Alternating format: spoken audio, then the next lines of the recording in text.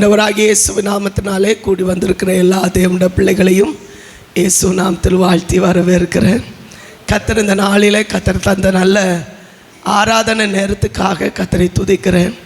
எத்தனை பேர் சந்தோஷத்தோடு கர்த்தருக்கு ஒரு ஆராதனை செலுத்துறீங்க? ஹல்லேலூயா.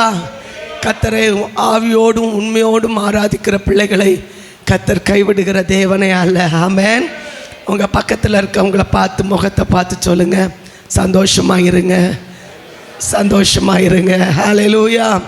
சந்தோஷமாக இருக்கிறதே கர்த்தர் நமக்கு கொடுக்குற ஒரு பெரிய பாக்கியம். ஆமென். கர்த்தர் தந்த நல்ல பாக்கியத்துக்காக கர்த்தரை துதிக்கிறேன். கர்த்தர் நம்ம ஒவ்வொருவரையும் ஆஸ்வதிப்பாராக. ஹல்லேலூயா. கர்த்தருடைய வார்த்தைக்கு நேராக நம்முடைய சிந்தனைகளை நாம் திருப்ப போகிறோம். கடந்த நாட்களில் கர்த்தருடைய ஆவியானவர் என்னோடு கூட பேசின வார்த்தைகளை இன்றைக்கு உங்கள் மத்தியில் சொல்வதற்கு கர்த்தர் என்னை அதிகாரப்படுத்துவாராக. ஆமென். கர்த்தருடைய வார்த்தை வல்லம் உள்ளது. ஆமென்.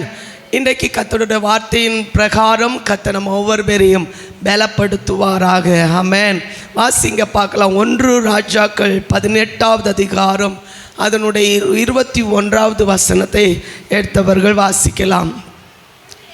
1 ராஜாக்கள் 18வது அதிகாரம் அதனுடைய 21வது வசனம்.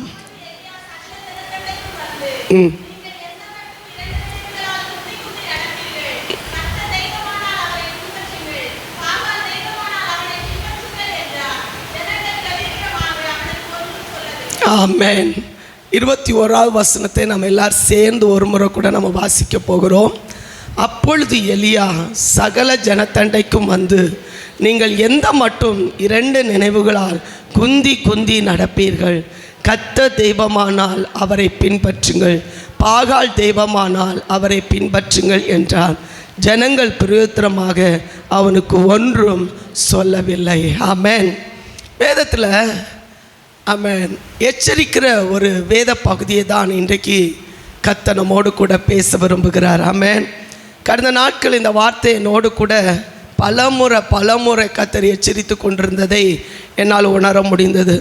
இன்றைக்கு இந்த வார்த்தை இந்த சபையோடு கூட கர்த்தர் பேசுகிறார் என்றால், நம்மை ஒன்று கூட உறுதிப்படுத்தி கொள்ள, ஒன்று கூட ஆண்டவரோடு கூட நெருங்கி கொள்ள கர்த்தர் நமக்கு பலன் தருவாராக. ஆமென்.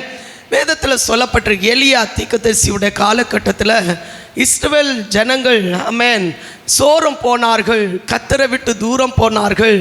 கர்த்தரை ஆராதிக்க வேண்டிய அவர்கள் தேவனை விட்டு தூரம் போனதுனால அந்த காலங்களில் பயங்கரமான பஞ்சம் ஏற்பட்டது. வேதத்தில் சொல்லப்பட்டிருக்குது. 3.5 வருஷம் அந்த தேசத்தில் ஆமென் பஞ்சம், பயங்கரமாக மழை இல்லாததுனால ஏற்பட்ட பஞ்சம் அவங்களுடைய வாழ்க்கையில் பயங்கர வேதனை உண்டு பண்ணினது. ஆனால் எலியா தீர்க்கதரிசி ஆண்டவர் சமூகத்தில் வேதத்தில் சொல்லணும், மழை பெய்யக்கூடாதுன்னு ஜெபம் பண்ணாராம், மழை பெய்யலை. ஆமென். மழை பெய்யணும்னு ஜெபம் பண்ணாராம், மழை பெய்ததான். வேதத்தில் சொல்லப்பட்டிருக்கு. நம்மை போல பாடுள்ள மனுஷன்தான், ஆனால் ஜெபிக்கிற ஜெபத்தை கர்த்தர் கேட்டார் என்று வேதத்தில் வாசிக்கிறோம். ஆனால் அப்படிப்பட்ட ஒரு சூழ்நிலையில் இருக்கும்போது தேவன் இந்த ஜனங்களோடு கூட பேசுவதற்காக தேவன் என்ன செய்தார் என்றால், இந்த ஜனங்கள் மத்தியில் எலியா தீர்க்கதரிசி மூலம் சொன்ன வார்த்தை தான் நாம் இப்பொழுது வாசிக்கப்பட்ட இந்த வேத பகுதி. எந்த மட்டும் 2 நினைவுகளால் குந்தி குந்தி நடப்பீர்கள்? கர்த்தர் தெய்வமானால் கர்த்தரை பின்பற்றுங்கள், பாகால் தெய்வமானால் பாகாலை பின்பற்றுங்கள். ஏதாவது ஒன்றை தேர்ந்தெடுங்கள் என்று வேதம் சொல்லுகிறது. ஆமென். இயேசு கிறிஸ்து இந்த உலகத்தில் உயிரோடு இருந்த காலங்களில், ஊழியம் செய்த காலங்களில் ஜனங்களுக்கு போதிக்கும் போதும் இந்த வார்த்தையை தேவன் என்ன செய்திருக்கிறார், சொல்லியிருக்கிறார். வாசிங்க பார்க்கலாம். மத்தேயு எழுதின சுவிசேஷம் 6வது அதிகாரம் அதனுடைய 24வது வசனத்தை எடுத்து வாசிங்க பார்க்கலாம். 2 எஜமானுக்கு ஊழியம் செய்ய உங்களால் கூடாது. ஒருவனை பகைத்து ஒருவனை நேசிப்பான், ஒருவனை பற்றி கொண்டு மற்றவனை அசட்டை பண்ணுவான். தேவனுக்கும் உலக பொருளுக்கும் ஊழியம் செய்ய உங்களால் கூடாது. இயேசு கிறிஸ்து ஊழியம் செய்த காலங்களிலும் ஆமென் ஜனங்களை எச்சரித்த போது கர்த்தர் சொன்ன வார்த்தை, ஒன்னில் ஆமென் உலகத்துக்கு ஊழியம் செய்யுங்க, இல்லைனா தேவனுக்கு ஊழியம் செய்யுங்க.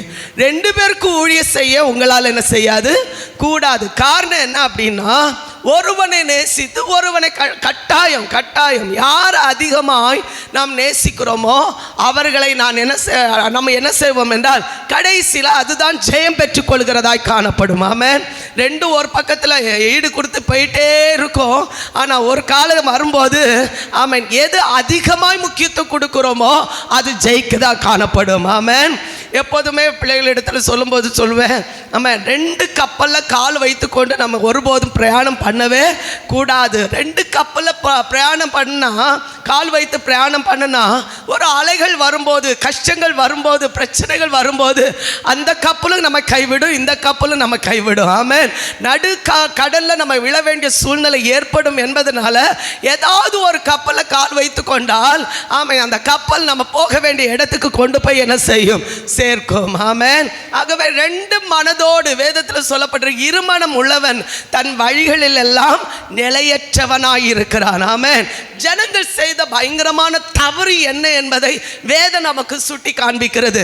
எடுத்தவங்க வாசிங்க பார்க்கலாம். 2 ராஜாக்கள் புஸ்தகம் 17வது அதிகாரம் 41வது வசனத்தை எடுத்தவர்கள் வாசிக்கலாம். 2 ராஜாக்கள் புஸ்தகம் 17வது அதிகாரம் அதனுடைய 41வது வசனம். அப்படியே அந்த ஜாதிகள் கர்த்தருக்கு பயந்தும் தங்கள் விக்கிரகங்களை சேவித்தும் வந்தார்கள். நல்ல கவனமா கவனிங்க. ஏன் இந்த எலியா தீர்க்கதரிசி மூலம் இந்த வார்த்தையை கர்த்தர் ஜனங்களுக்கு சொல்லி எச்சரித்தார்? வேதம் சொல்லுகிறது, கர்த்தருக்கும் பயந்தார்கள், ஆமென், விக்கிரகங்களையும் ஆராதித்தார்கள். ஆமென். 2 காலிலே என்ன சார், 2 பக்கமா அவங்க தன்னுடைய காரியத்தை நிறைவேற்றி கொண்டிருந்தார்கள். வேதம் சொல்லுகிறது, அப்படியே அந்த ஜாதிகள், ஆமென், எந்த ஜாதிகள்? ஆமென், கர்த்தரை விட்டு தூரம் போன ஜாதிகள், கர்த்தரோடு கூட இருந்த ஜாதிகள். வேதம் சொல்லுகிறது, அந்த ஜாதிகள் கர்த்தருக்கு பயந்தும் தங்கள் விக்கிரகங்களை சேவித்தும் வந்தார்கள். அவர்கள் பிள்ளைகளும், கவனமா கவனிக்கணும், அவர்கள் பிள்ளைகளும் அவர்கள் பிள்ளைகளின் பிள்ளைகளும் தங்கள் பிதாக்கள் செய்தபடியே இந்நாள் வரைக்கும் செய்து வருகிறார்கள்.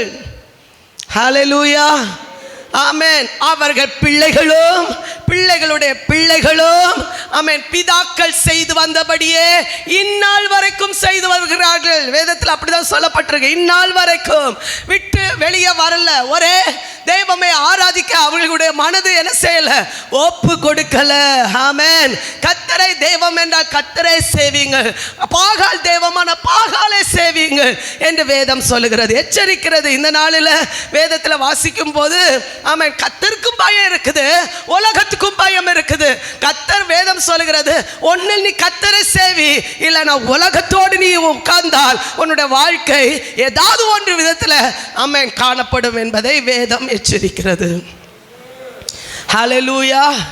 அதே 2 ராஜாக்கள் புஸ்தகம் 17வது அதிகாரம் சில காரியங்களை உங்களுக்கு சுட்டி காண்பிக்க விரும்புகிறேன். அதை எடுத்தவர்கள் வாசிங்க பார்க்கலாம். 32வது வசனத்திலிருந்து, அவங்களுடைய பாரம்பரியம் அவங்களை விட்டு விலகவில்லை. அவங்களுடைய வாழ்க்கையில் அவங்க நடந்து, வேதத்தில் சொல்லப்பட்டிருக்கிறது, அந்நிய தேவர்கள் அவங்களை வழிநடத்தி கொண்டு வரல. ஆமாம், எகிப்து தேசத்திலிருந்து இஸ்ரவேல் ஜனங்கள் கடந்து வரும்போது தேவனே 40 வருஷம் அவர்களை ஆச்சரியமாக கர்த்தர் என்ன செய்தார்? ஹல்லேலூயா. வழி நடத்தினான்னு சொல்கிறோம், ஒரு ஆமென் சொல்லுங்க. கர்த்தர் நம்ம வழி நடத்தினான்னு சொல்கிற ஒரு ஆமென் சொல்லுங்க. 2 கையை வைத்து ஒரு ஆமென் சொல்லுங்க. கர்த்தர் தானே நம்ம நடத்தி வந்திருக்கிறார், கர்த்தர் தானே நம்மை போஷித்தார், கர்த்தர் தானே நம்ம தேவைகளை சந்தித்தார், கர்த்தர் தானே நமக்கு ஆகாரங்களை தந்தார், கர்த்தர் தானே நமக்கு உடைகளை தந்தார். குறையில்லாமல் நடத்தின தேவனுக்கு நன்றி இருதத்தோடு ஸ்தோத்திரம் செலுத்துகிற பிள்ளைகள் பாக்கியம் பெற்றவர்கள். ஹல்லேலூயா. கர்த்தரை தெய்வமாக கொண்ட ஜாதியும் ஜனமும் பாக்கியம் உள்ளது. விசுவாசிக்க நல்ல கையை தட்டி கர்த்தரை துதிங்க. கர்த்தரை தெய்வமாக கொண்ட ஜாதியும் ஜனமும்.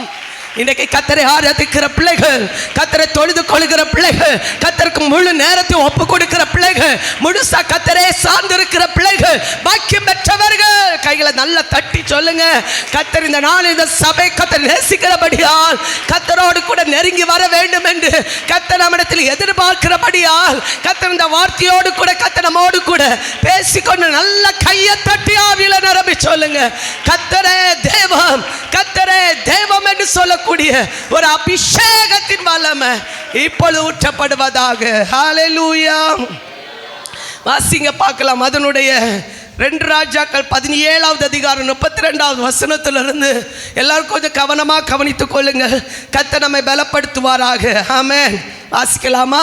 அவர்கள் கர்த்தருக்கு பயந்ததும் அன்றி மேடைகளில் உள்ள கோவில்களில் தங்களுக்காக ஆராதனை செய்கிறதற்கு தங்களுக்குள் ஈனமானவர்களை ஆசாரியர்களாகவும் என்ன செய்தார்கள்? ஏற்படுத்த தங்களுடைய காரியங்கள் நிறைவேற்றப்படுவதற்காக சிலரை தங்களுக்குன்னு வைத்துக் கொண்டார்கள். ஹல்லேலூயா. புரிஞ்சவங்க ஆமென் சொல்லுங்க. ஹல்லேலூயா.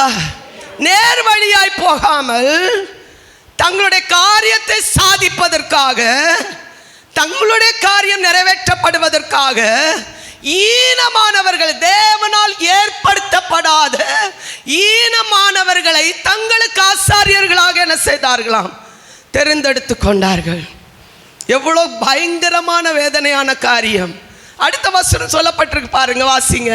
அப்படியே கர்த்தருக்கு பயந்தும் தாங்கள் விட்டு வந்த ஜாதிகளும் முறைமையின்படியே தங்கள் தேவர்களை சேவித்தும் வந்தார்கள். ஹல்லேலூயா. எகிப்தை விட்டு வந்தாங்க, உண்மைதான். ஆனால் எகிப்தில் இருக்கிற தெய்வத்தை என்ன செய்யலை? விடலை. ஆமென். ஹல்லேலூயா.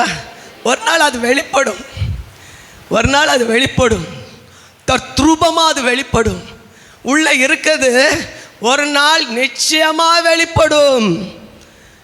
ஆமென். அன்றைக்கு இஸ்ரவேல் ஜனங்கள் வனாந்திரத்தில் கடந்து சென்று மோசே இந்த ஜனங்களுக்காக 40 நாட்கள் தேவனுடைய சமூகத்தில் காத்திருந்த போது மோசே காணும் என்று சொன்னபோது ஆரோன் கையில் பொறுப்பை கொடுத்துட்டு போன மோசே, ஆரோன் என்ன செய்தான் தெரியுமா? இந்த ஜனங்களுடைய விருப்பத்துக்கு தன்னை முழுவதுமா ஒப்பு கொடுத்தான். ஆமென். மோசேக்கு என்ன நடந்தோ தெரியாது, என்ன நடந்தோ, அவர் உயிரோடு வருவாரா தெரியாது. எங்களுக்கு ஒரு தெய்வம் வேணும், எங்களுக்கு முன் செல்லக்கூடிய ஒரு தெய்வம் வேண்டும் என்று கேட்டார்கள். அதுக்கு ஆரோன் என்ன சொல்லியிருக்கணும் தெரியுமா? மோசே வருவார், வரும்போது நம்ம பார்த்து கொள்ளலாம் என்று ஆரோன் சொல்லியிருக்கணும். அதுதான் பொறுப்பாளி, அது உத்தரவாதம். ஆனால் ஆரோன் செய்த வேலை என்ன தெரியுமா? ஜனங்களை பிரியப்படுத்த அவன் தன்னுடைய வாழ்க்கையை ஒப்பு கொடுத்தான். ஜனங்களை பிரியப்படுத்த, ஜனங்களுடைய விருப்பத்தை நிறைவேற்ற, ஜனங்களுடைய ஆசை இச்சைகளை நிறைவேற்ற. ஆமென். அவன் என்ன செய்தான் தெரியுமா? எல்லா ஆபரணங்களை கொண்டு வாருங்கள் என்று சொல்லி அக்னியில போட்டு ஒரு கன்றுக்குட்டியை உண்டு பண்ணி, ஆமென், அவர்களுக்கு அந்த கன்றுக்குட்டிக்கு முன்பாக ஆடவும் பாடவும் துதிக்கவும், ஆமென், இதுதான் எங்களை எகிப்திலிருந்து கொண்டு வந்த தெய்வம். எவ்வளவு கொடுமையான காரியத்தை அவர்கள் நிறைவேற்றினார்கள். ஹல்லேலூயா.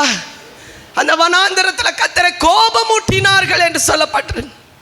கர்த்தரை ஆராதிக்க வேண்டிய ஜனம், கர்த்தரை தொழுது கொள்ள வேண்டிய ஜனம், புசிப்போம் குடிப்போம் நாளைக்கு சாவோம் என்று சொல்லுகிற ஒரு கூட்டத்தார் கர்த்தரை வேதனைப்படுத்தினார்கள்.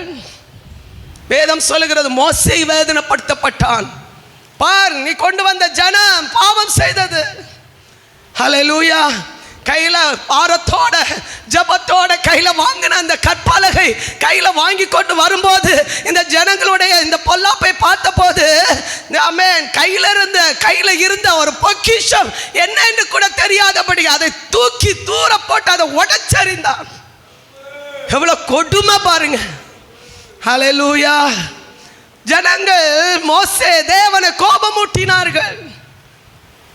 வேதத்தில் சொல்லப்பட்டிருக்கிறது, அவன் அதை அரைத்து குடித்து வேதனைப்படுத்தி அவங்களை இது படுற வரையிலும் அவனுடைய கோபம் தீரவில்லை என்று வேதத்தில் வாசிக்கிறோம். ஆமென்.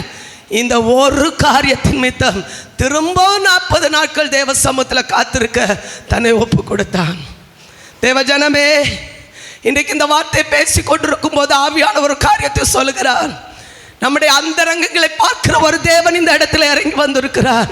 ஒரே மேய்ப்பர் கர்த்தர் நமக்கு தந்திருக்கிறார். ஒரே சபையை கர்த்தர் நமக்காக தந்திருக்கிறார். அதற்கு மிஞ்சி செயல்படுகிற எந்த அந்தகார கிரிய வல்லமைகளும் சத்துடைய ஆதிக்கங்களை முறியடிக்கக்கூடிய ஒரு தேவ பிரசனம் இன்றைக்கு இந்த சபையை கர்த்தர் நிரப்புகிறதுக்கா கையில தட்டி ஆவில நிரம்பி சொல்லுங்க.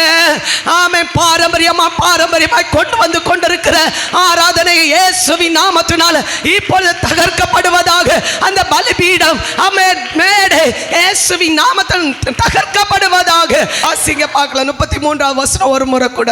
அப்படியே கர்த்தருக்கு பயந்தும் தாங்கள் விட்டு வந்த ஜாதிகளுடைய முறைமையின்படியே தங்கள் தேவர்களை சேவித்தும் வந்தார்கள். 34வது வசனம். இந்நாள் வரைக்கும் பாருங்க, இந்நாள் வரைக்கும் அந்த வார்த்தை அடிக்கடி உபயோகப்படுத்தப்படும். இந்நாள் வரைக்கும் அவர்கள் தங்கள் முந்தின முறைமைகளின்படியே செய்து வருகிறார்கள்.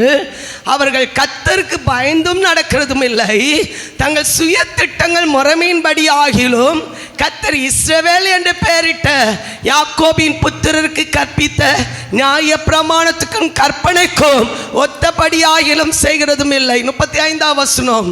கர்த்தர் இவர்களோட உடன்படிக்கை பண்ணி, கவனமா கவனிங்க, கர்த்தர் இவர்களோட உடன்படிக்கை பண்ணி இவர்களுக்கு கற்பித்தது என்னவென்றால், நீங்கள் அந்நிய தேவர்களுக்கு பயப்படாமலும் அவர்களை பணிந்து கொள்ளாமலும் சேவியாமலும் அவர்களுக்கு பலியிடாமலும் உங்களை மகா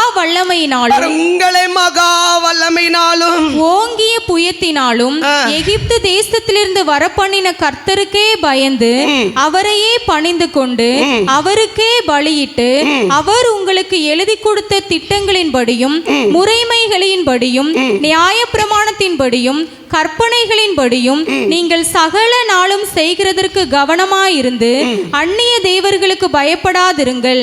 நான் உங்களோட பண்ணின உடன்படிக்கை. வசனத்திலிருந்து எல்லாம் சேர்ந்து வாசிங்க. நான் உங்களோடு பண்ணின உடன்படிக்கை நீங்கள் மறவாமலும் அந்நிய தேவர்களுக்கு பயப்படாமலும் உங்கள் தேவனாகிய கர்த்தருக்கு பயந்து நடப்பீர்களாக. அப்பொழுது அவர், பாருங்க இந்த வசனம் ரொம்ப இம்பார்ட்டன்ட், அப்பொழுது அவர் உங்கள் எல்லா சத்துருக்களின் கைக்கும் உங்களை தப்புவிப்பார் என்று அவர்களுக்கு ஒரு முறை கூட உங்கள் தேவனாகிய கர்த்தருக்கே பயந்து, அப்பொழுது அவர் உங்களுக்கு எல்லா சத்துருக்களின் கைக்கும் உங்களை தப்புவிப்பார் என்று அவர்களுக்கு. 40வது வசனம். ஆனாலும் ஆமென், ஆனாலும் ரொம்ப இம்பார்ட்டன்ட், ஆனாலும் அவர்கள் செவி கொடாமல் தங்கள் முந்தின முறைமையின்படியே செய்தார்கள். ஹல்லேலூயா. செவி கொடுக்கிறவர்கள் பாக்கியவான்கள், தங்களை மாற்றிக்கொள்கிறவர்கள் பாக்கியவான்கள், கர்த்தருக்கு பயப்படுகிறவர்கள் பாக்கியவான்கள், கர்த்தர் சொன்ன வார்த்தைக்கு கீழ்ப்படுகிறவர்கள் பாக்கியவான்கள், அந்நிய தேவத்துக்கு பயப்படாதீர்கள் என்று சொன்ன வார்த்தைக்கு கீழ்ப்படுகிறவர்கள் பாக்கியவான்கள். கர்த்தர் அவர்களை பலப்படுத்துகிறார். ஹல்லேலூயா. கடந்த நாட்களில் கர்த்தர் சொன்ன வார்த்தை, அந்நிய தேவத்தின் சக்தியை நான் முறியடிப்பேன் தான் கர்த்தர் வாக்கு கொடுத்திருக்கிறார். எத்தனை பேர் அதை ஜெயிக்க போறீங்க? எத்தனை பேர் அதை ஜெயிக்க போறீங்க? உங்க குடும்பத்துக்கு எதிராக இருக்க அந்நிய சக்திகளை ஜெயிக்க எத்தனை பேருக்கு பலன் வேணும்? எத்தனை பேர் அதை ஜெயிக்க போறீங்க? கர்த்தரை தேவமாக கொண்ட தேவ ஜனமே, கர்த்தர் இன்னைக்கு உங்களோடு கூட கர்த்தர் பேசிக் கொண்டிருக்கிற இந்த நேரம், கர்த்தரே முன்னிறுத்துகிற தேவனுடைய பிள்ளைகள், கர்த்தருக்காக நிற்கிற தேவனுடைய பிள்ளைகள், தைரியத்தின் பலனை கர்த்தர் தந்து பலப்படுத்துவார். நல்ல ஆவில நிரம்பி சொல்லுங்க, உங்களை பலப்படுத்துகிறவர் கர்த்தரே, உங்களை பலப்படுத்துகிறவர் கர்த்தரே. ஹல்லேலூயா. சத்தம் உயர்த்தி சொல்லுங்க, ஹல்லேலூயா. இன்னும் பலத்தோட ஹல்லேலூயா. ஆமென். அநேகருடைய வாழ்க்கையில் புரிந்து கொள்ள வேண்டும், யார் தெய்வம், யார் உண்மையான தெய்வம். எலியா கர்மேல் பர்வதத்தில் ஆமென் நின்று கொண்டு ஒரு பல பரீட்சை ஏற்படுத்தினான். யார் உண்மையான தெய்வம், யார் செவி கொடுக்கிற தெய்வம், யார் அக்கினினால் பதில் கொடுக்கிற தெய்வம். ஹல்லேலூயா. ஆமென். அதுக்கு பல பரீட்சை எப்படி தெரியுமா? ரெண்டு கூட்டத்தார். அந்த ரெண்டு கூட்டத்தார்ல ஒரே ஒரு தேவனுடைய மனுஷன். யார் மட்டும்? எலியா மட்டும். மற்ற பாகால் தீர்க்கதரிசிகள் 450 பேர். இன்னும் 400 பேர், இந்த அவருக்கு வேசியுடைய பேர் என்னது, இந்த ஏசபேலுடைய பந்தியில் பங்கெடுக்கிற 400 பேர், இவங்க எல்லாம் சேர்ந்து 850 பேர் ஒரு பக்கம், ஒரே மனுஷன் ஒரு பக்கம். அல்லேலூயா. பொதுவாக ஆள் கூட்டம் இருக்கிற இடத்துல தான் நம்ம சேருவோம். அல்லேலூயா. இது காலையிலே சொல்ல மாட்டீங்களே. ஆமென். ஆள் கூட்டம் இருக்கிற இடத்துல தான் நமக்கு பலம் அதிகம். ஆனால் ஒரு ஆள் இருக்கிற இடத்துல சர்வத்தையும் சிருஷ்டிக்கிற சர்வ வல்லமுள்ள நாமம் அவருக்குள்ளால இருக்கும்போது அதை விட பலம் இந்த உலகத்தில் யாருமே இல்லை. அல்லேலூயா. ஆமென். 850 பேர் இந்த பக்கத்தில் நிற்காங்க. இந்த பக்கத்தில் ஒரே ஒரு எலியா தைரியமாக சொல்கிறாரு, 2 காலே கொண்டு வாங்க, உங்கள் தெய்வத்தையும் நீங்கள் கூப்பிடுங்க, எங்கள் தெய்வத்தையும் நாங்கள் கூப்பிடுறோம். யார் அக்கினினால பதில் சொல்கிறாங்களோ அவங்க தான் உண்மையான தெய்வம்.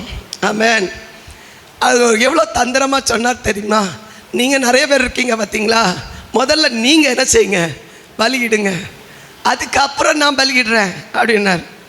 உடனே ஒரு காலை எடுத்தாங்க. எவ்வளோ வேகமாக எடுத்திருப்பாங்கன்னு நினச்சி பாருங்கள். இமேஜ் பண்ணி பார்த்தா எனக்கு சில நேரங்கள் சிரிப்பும் வருது, அழுகையும் வருது. எவ்வளோ வேகமாக எடுத்திருப்பாங்க. வேகமாக வெட்டினாங்க, துண்டு துண்டாக வெட்டினாங்க, செய்ய வேண்டிய எல்லா காரியத்தையும் செய்தாங்க, மந்திரங்களும் ஓதுனாங்க, எல்லாமே பண்ணினாங்க. அதில் ஒரு வார்த்தை எனக்கு அழகாக சொல்லப்பட்டிருக்கு, வழக்கத்தின்படியே தங்களை குத்தியும் கொண்டாங்க, காயப்படுத்தியும் கொண்டாங்க. இருக்கீங்களா? வழக்கத்தின்படி ஒரு ஆமென் சொல்லுங்க. அவங்க வேலையே அதுதான். அந்த வசனம் இருக்குது, நீங்கள் வாசித்து பாருங்கள். 17வது அதிகாரம் அந்த வசனத்தை எடுத்தவங்க வாசிங்கப்பா. ஆமென். எத்தனாவது வசனம்? 28வது வசனம். ஓகே, வாசிங்க. ஒரத்த சத்தமே. நம்ம கூப்பிட்ற மாதிரியா கூப்பிட்டாங்க? நம்ம கூப்பிட்டா இந்த உலகமே அடங்கிருமே. தேவஜனம் கூடியிருந்த இடம். ஆமாம், பக்கத்தில் இருக்கவங்களை தட்டி சொல்லுங்க, தேவஜனம் கூடியிருந்த இடம். அசையும்படியா சொல்லுங்க, தேவஜனம் கூடியிருந்த இடம். ஆமாம், ஏன்னா தூக்கத்தில் இருக்கிறவங்களை கொஞ்சம் அசைச்சு விடுங்க. ஆமாம், தேவஜனம் கூடியிருந்த இடம்.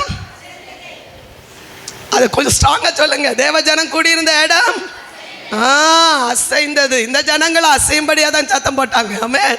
ஒரத்த சத்தமாய். ஹல்லேலூயா. எப்படி கூப்பிட்டாங்களாம்? ஒரத்த சத்தமாய் கூப்பிட்டு தங்கள் வழக்கத்தின்படியே இரத்தம் தங்கள் மேல் வடியும் மட்டும் கத்திகளாலும் ஈட்டிகளாலும் தங்களை கீறி கொண்டார்கள். ஒரு ஆமென் சொல்லுங்க. ஆமென். என்னைக்காவது ஆராதனை நேரத்தில் கத்தி கொண்டு வந்திருக்கீங்களா? என்னைக்காவது ஆராதனை நேரத்தில் ஈட்டி கொண்டு வந்திருக்கீங்களா? மற்ற பக்கத்தில் இருக்கவங்களை குத்த. அல்லேலூயா. நம்ம தேவன் எவ்வளோ நல்ல தேவன் தெரியுமா? எவ்வளோ அழகா ஆண்டவரை நோக்கி பார்க்கும்போது கத்த நமக்கு இறங்குற தேவன் தெரியுமா? இதை போல ஒரு தேவனை எங்கேயும் நீங்கள் வாங்கிட மாட்டீங்க. ஹல்லேலூயா. வழக்கத்தின்படியே என்ன செய்தாங்களாம்? குத்தி கொண்டாங்க. ரத்த வடிய. இதெல்லாம் பார்த்துட்டு எலியா ஒரு பக்கத்தில் பரியாசம். அவர் அலுவலில் இருப்பாரா இருக்கும், அவருக்கு காது கேட்கலையா இருக்கும், அவருக்கு தூக்கம் வந்திருக்குமா இருக்கும், நீங்கள் கூப்பிட சத்தம் அவருக்கு கேட்கலையா இருக்கும். ஆமென். ஹல்லேலூயா. கேட்டவங்க மட்டும் ஆமென் சொல்லுங்க. நீங்கள் இல்லை, ஆமென். அங்கே ஒரு தெய்வம். ஆமென் சொல்லுங்க. ஒரு ஆமென். ஹல்லேலூயா. ஹல்லேலூயா. ஒரு ஆமென் சொல்லுங்க பார்க்கலாம். அவருக்கு கேட்கல. ஐயோ, காது கேட்கல. நீங்கள் எத்தனை டபா டபா டபான்னு அடித்தாலும் காது அவருக்கு கேட்காது. ஆமென். முன்னால் இருக்க கல்லுக்கு கேட்காது, விற்கிறதுக்கு கேட்காது.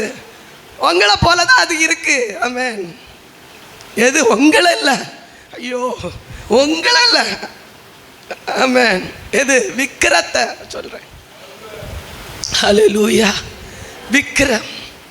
காது கேட்காது, கண்ணு இருந்து காணாது, ஆனால் காணும். ஐயோ அப்படின்னு கூப்பிடுவாங்க, கேட்காது. ஹல்லேலூயா. வேதம் சொல்ல வெட்கப்பட்டு போவார்கள். அவர்கள் வெட்கப்பட்டு போவார்கள். வெட்கப்பட்டாங்களா? வேதம் சொல்லுது, கூப்பிட்டு பார்த்தாங்க கேட்கல, அடித்து பார்த்தாங்க கேட்கல, தோற்று போய் முகலாம் வாடி, ஆமென், சோர்ந்து போய் அப்போ தான் எலியா சொல்ல, வாங்க நானும் இந்த பலியை செலுத்த விரும்புகிறேன், நீங்கள் எல்லாத்தையும் ஒதுக்கி வச்சுட்டு வாங்க, உங்களை வச்சு தான் இந்த காரியத்தை செய்ய போகிறார். ஆமென், ஹல்லேலூயா. பலிபீடம் இடிந்து போயிருந்துச்சு. 12 கல்லை கூட்டி கொண்டு வர வைத்தார். 12 கல்லை வச்சு ஒரு பலிபீடத்தை கட்டினார். ஆமென். அவங்கள வச்சே காளையை வெட்ட வச்சார். ஆமென். அவங்கள வச்சே காளையை வெட்டி துண்டு துண்டா ஆக்கி வச்சார். அதுக்கப்புறம் சொன்னார், 4 குடத்தை 3 தடவை ஊற்றுங்க அப்படின்னாரு. எத்தனை தடவை? ஆமாம், நல்ல சத்தமாக சொல்லுங்க. அந்த சொல்லுங்க, 4 குடத்தை கொண்டு வந்து 4 குடமா எத்தனை தடவை ஊற்றுங்க. அப்போ எத்தனை குடம் ஆயிடுச்சு? அப்போ ஊற்ற அங்கே இருக்கவங்கெல்லாம் எலியாவை பார்த்து பரியாசம் பண்ணாங்க. இவன் ஏற்கனவே பரியாசம் பண்ணால, அதனால எலியாவை பார்த்து இவங்க பரியாசம் பண்ணான். அறிவு கட்டவனே, எப்படி இதை கிரி பற்றி எரியோ இப்படி கொண்டு தண்ணி ஊற்ற வாய்க்காலாய் போயிடுச்சான். சுற்றியும் ஒரு நிலத்தில் பயிரிடுற மாதிரி கொஞ்சம் இடத்த நல்லா கொத்தி அதில் என்ன செய்தான்னா தண்ணி ஊற்ற வச்சா நல்ல தண்ணியாக நிரம்பி இருந்துச்சான். இந்த ஜனங்கள் எல்லாம் ஆனால் அப்படியே ஆச்சரியமாக பார்க்குறாங்க. இந்த எலியாவுக்கு ஏதோ ஆகிப்போச்சு, ஏதோ நடந்து போச்சு அப்படின்னு சொல்லிட்டு ஆச்சரியமாக பார்க்கும்போது ஏற்கனவே கர்த்தர் சொல்லியிருந்த வார்த்தைகளை நினைவு கூர்ந்து அவர் ஒரு வார்த்தை சொன்ன, ஆண்டவரே இந்த ஜனங்களும் ஆராதிக்கும்படியாக நீர் என்னை கேட்டாரலும். சின்ன ஜெபம், கருத்தான ஜெபம். ஹல்லேலூயா. அவங்க 12 மணி நேரம் கூப்பிட்டாங்க, கேட்க ஆள் இல்லை. ஒரு செகண்ட்ல கர்த்தர் சமத்துல உண்மையா கூப்பிட்ட எலியாவுடைய ஜெபத்துக்கு கர்த்தர் என்ன செய்தார்?